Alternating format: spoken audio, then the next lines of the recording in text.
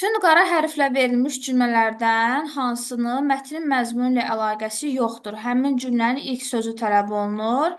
Bizə lazım olan cümlə birinci cümlədir. Biləcəri Binəqədi rayonunun ərazisinə daxildir. Bu, həmin abzasda digər fikirlərlə əlaqəsi olmayan cümlədir. Yəni, Biləcərinin harda yerləşməsi bizim üçün o qədər vacib deyil. Digər cümlələrin hər biri isə olduğu abzasın məzmununa uyğundur.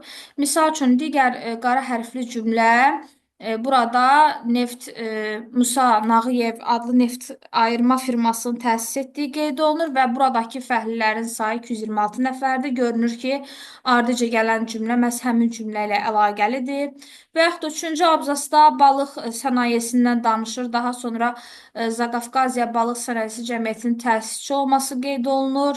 Dördüncü abzasda İsmailiyyə binasından danışır və digər hansı fikirlərin onun adı ilə bağlı olması vurğulanır və nəticədə onun vəfatı qeyd olunmuşdur. Ona görə o cümlələri mətndən çıxara bilmərik.